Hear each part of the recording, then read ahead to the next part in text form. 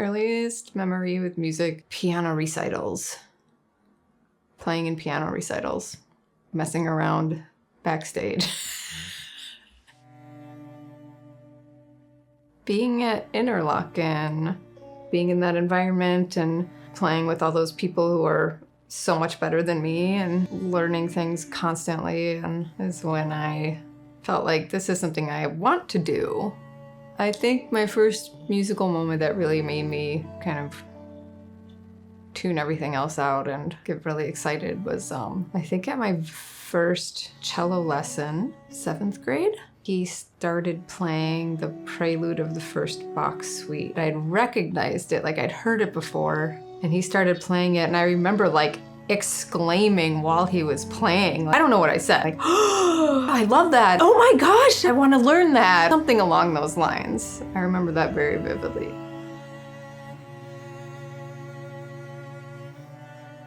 What would my quest be?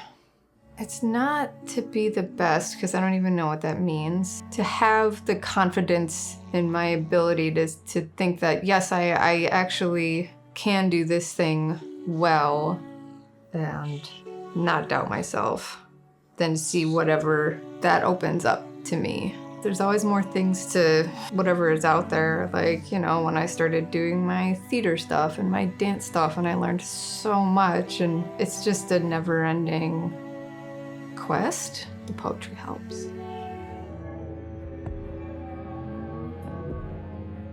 Artful music, it's dynamic. It moves and it changes, and you move it and change it if it's something that you're playing. It's fluid, and there's so much nuance, and there's so many things to unpack and uncover. How do I adequately describe why, like, the Heiliger Dankesong movement of Beethoven is one of the most stunning, heart-wrenching things I've ever heard versus what I hear in my old dance workout videos, which are like, you know, hits from like the past 10 years. You can't even begin to compare the two. It's not even apples and oranges. When I think of the word industry, I just think of like the, you know, top 40 Billboard stuff, stadium sellout concerts, and it's bought and sold, and people make their livings from it, more or less. It's an industry, and that is not the type of music that has touched my heart and moved my soul.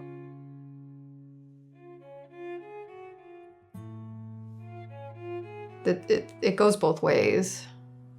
Like, society is affecting what people are writing. So not all music sounds the same. It's all eras, and we associate those with social movements, artistic movements, music from the time and the culture it was written in. I feel like it's actually inseparable. Back in the Renaissance, there's a lot of church music. How much new church music do you hear being written today that's like defining today's music? Later on, we have the court musicians, and they're writing specific music reflecting the time that they're living in and how society is put together at that time, and patronage and whatnot. Shostakovich, very much a product of his time and the regime that he was living under, and responding to that. Right now, we have our industry, our music industry, and capitalism, right? We talk a lot about that. You've brought up to me how to make money now, you do what's already been done, if it worked, right? So like a lot of music today just sounds the same.